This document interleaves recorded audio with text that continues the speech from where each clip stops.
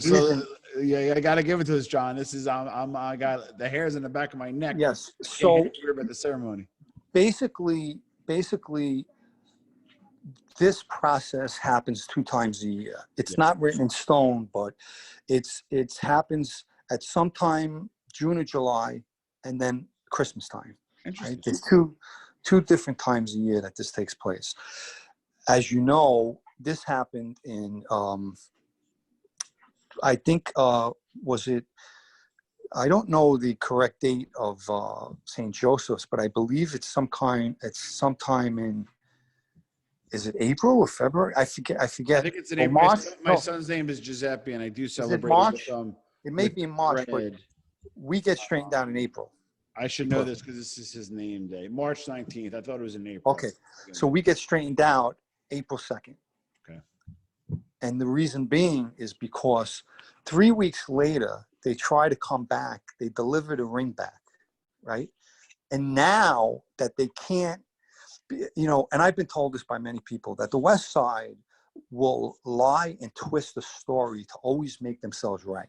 Oh, wow. And being that they couldn't get me on misrepresenting myself, right? Because here we have the underboss of the family saying, absolutely not. He didn't say anything out of place, out of order. And anything he said, he could have said because his name is on the list for us to straighten him out. And so what do they do 3 weeks later? Come back with the ring and turn around, or 2 weeks later, and come back and turn around and say, oh, by the way, that guy never picked his hands up one time.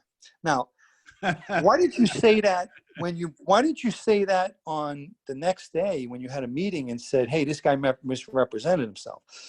So I turn around, Big John wants to come and say, it's an embarrassment. I said, John, let me tell you something.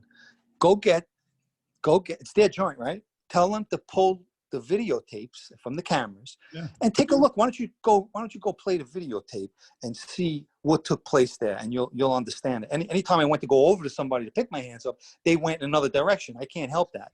Wait, so hold on. Did John go to you to the meet? You said, did John or Joe with you go to, who went to the meeting with you with the administration?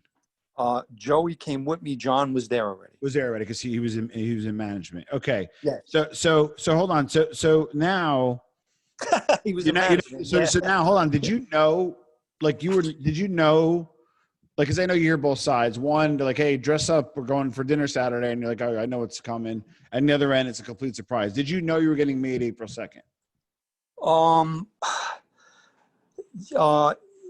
But days before, Johnny Sideburns had come to me, right? And he was a friend with us in our crew. And he said, listen to me, keep your nose clean in the next couple of days. So I says, what are you talking about? He says, don't get in any more trouble. You're in enough trouble. We just had this big incident. He says, just stay quiet. He says, don't get in any trouble with these knuckleheads out here drinking. He says, because we were always in Staten Island drinking. Yeah. He said, just take it from me. So he never actually told me, but if you're in the street, you understand that. And then I got a telephone call to meet with little Joey, who's Vic's son-in-law. And it was nothing like, hey, which it's funny because I just came across something about this where somebody's telling somebody to dress up. It's none of that. It was just, hey, do me a favor. We got to go take a ride. Come and meet me. Yeah. So I kind of knew from 2 days prior with speaking with Johnny Sideburns that I kind of knew what it was. Got it. Now hold on, because I want to give deeper context, because a lot of why you're a special guest for many reasons, but whether we like it or not, the media, there's not that many made guys out there or former made guys out there doing interviews that are relevant past 2010, maybe even past 2000, right? Mm-hmm.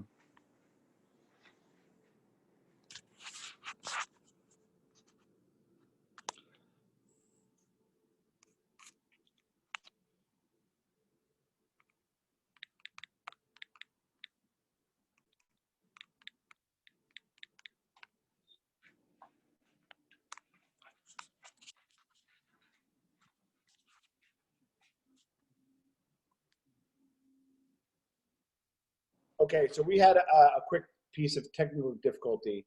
For those who listen to the podcast, we do live recruit. I don't do any editing by design. I just want the real and raw conversation. But that being said, I want to kind of go where I left off, which was, so John, why did the Lucchese's want to make you? We're going to get to the making ceremony, that kind of stuff. But like, why do they want to make you? And then what did it mean to you to be a made guy? Do you mean why did they want to do it so quickly, or? Well, we got to do it so quickly because the scuffle, but Yes. then you were obviously important to them. Why were you so important to them? That's what I want to get. I want to get a feel for the audience. I just believe that at that time, and we're going back to 2013, that it, finding guys for the life is a difficult task. It's not easy.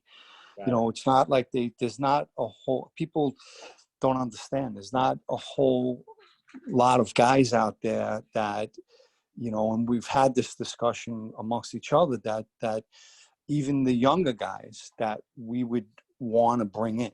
And I wasn't a younger guy at this time either. I was in my 40s, and Anthony was older than myself. And so that's probably the reason. I don't know the reasons why they wanted me. That's what I could, come up with myself, is that we've done a lot of time. We were both known from our neighborhoods. People spoke highly of us. And, there was a time when I went and met everybody at the club. And I don't want to call it an interview, but I was sitting down and all eyes were on me. They were, going back and talking back and forth with me, and they want to see how you answer, how you carry yourself, and how you act. All these things are important to them, and they want to see that if you're kind of a good fit for them. Got it. Okay. So they really wanted you. So walk us through the day of, man. Let's get the drum roll. Yeah, so on that day, I kind of played a little joke on Anthony Cusso. He had called, and I says, I hope you're not wearing a suit. And he says, of course I am. Why? I said, no, they don't do that anymore. You're going to embarrass yourself. And anyway, I showed up in a suit. he was cursing me. I said, come on, you got time. Go upstairs and change. But he didn't want to. He had dress pants and a sweater on. And anyway, so we went to a diner in Staten Island, and this is all, this has all been transcribed already. And we, after we ate breakfast, we met up with John's brother, Spanky, is another friend and another friend with us, and we jumped in his car. And we were very crammed because they were bringing a guy to get straightened out too, from another crew. And there was 3 of us, and then there was Joey and Spanky, and we were all crammed in this car. And the guy had just a leg injury, so it was a mess.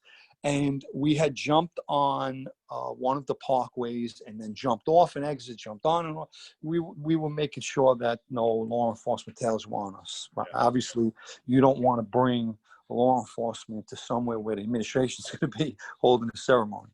Right. And at that point, we were ushered into a house and down into the basement. And in the basement were 3 chairs. And we each took a chair, and they says, we'll call you up, give us a little time. And you heard people up there and shuffling around, and we didn't know who was there. Really, that's the truth. At that point, we didn't know who was up there and how many people. And they called the first guy, and Anthony and I didn't know him. We had just met him, and they called him up first. And he was up there for about, 20, 25 minutes, and then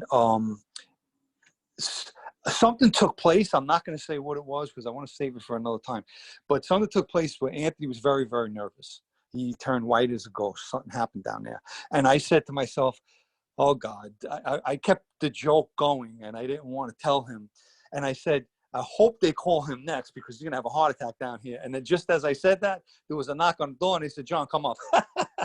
So I left him down. I thought we were going to find them with rigor mortis down here. So, I walked into a dining room, and there was a long dining room table, and everyone was sitting at that table at that point. No one was talking. And there was a seat at the front of the table, and that's where I was told to sit. At that point, it was Maddie doing all the talking. Matthew Madonna. Yes, and on the table was a pistol, a knife, an ashtray, a picture of a saint, and a lighter, and one of those needles that you use like for diabetic, that kind of needle was on the table. And he basically said, do you know why you're here? Now this question you could never say yes. I've heard stories of guys that did. I mean, technically I guess they're supposed to kill you at that point, but they start out asking you, do you know why you're here? And obviously you're going to say no. And I was a little shocked because they just come right out and tell you, well, you're here to, we're considering making you a member. We are the Lucchese crime family. And, and then it goes like that. And basically asking you if you would, if called upon, would kill for the family. And, you would, obviously you're going to say yes. And there is even a part of where it's mentioned that if your kid was in the hospital dying and you were at the bedside and you were called by any member of this family, you would have to leave that bedside and come to us. And and of course you're going to say yes, and I can guarantee you that every guy that said yes is never going to leave their kid at their bedside. And it's this whole ceremony. I described it in further detail in testimony. We're going to make this a multiple part series. We'll probably conclude the ceremony. So basically, it's just, it's basic questions that everybody's asked. And then at that point, you're asked to, which finger would be your shooting finger, if you're righty or lefty. And it's the person that's proposing you that's sitting to the left of you, and or it could be the right of you, whatever. And that's the person who's going to prick your finger. Which was John.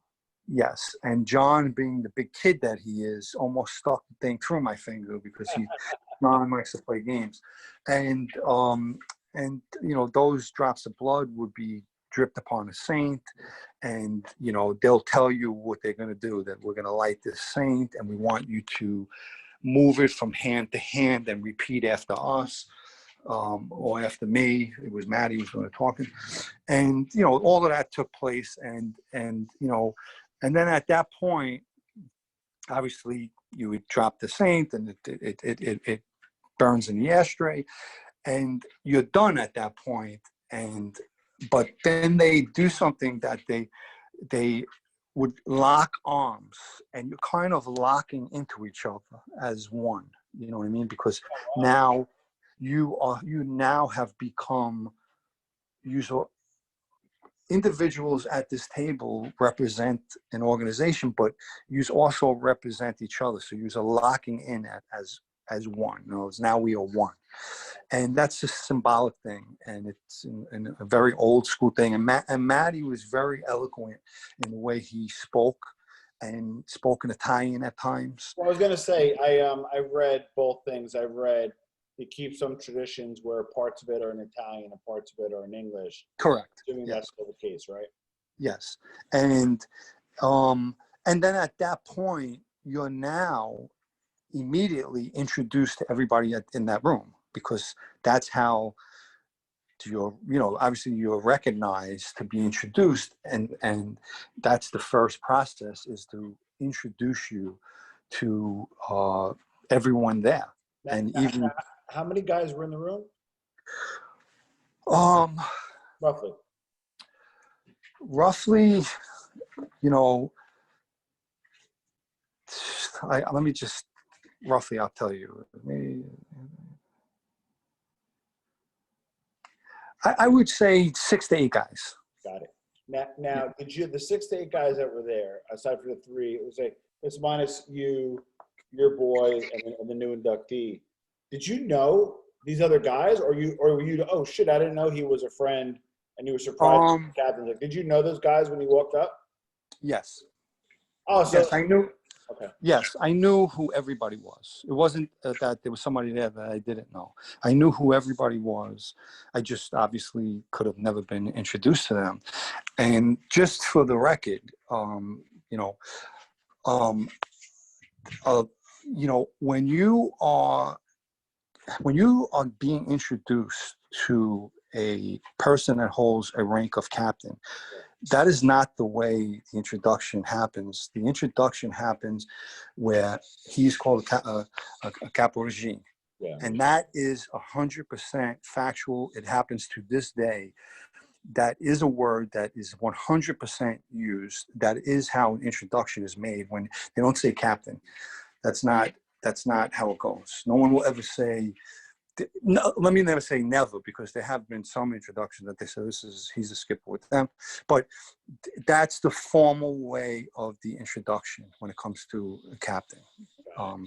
And so there was several captains there, and that's the way I was introduced to them. And the only person that was not there, Stevie, was not there for whatever reason, but Maddie and Joe DiNapoli were there. Joe DiNapoli was consigliere at that time, and he was there. So usually you should have at least one, or and in my case I had 2. You should have someone representing the administration there.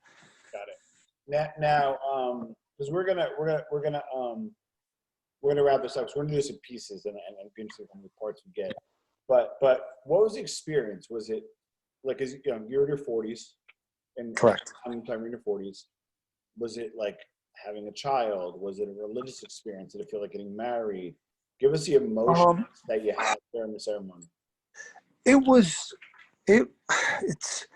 strange because growing up in the areas that I did, you always would wonder what this ceremony would be like. You obviously you only had to wonder because you couldn't know. You could even read about it, or if they showed a movie about it, but there was nothing in comparison to what took place. And he meaning Maddie, had really done a very, very good job.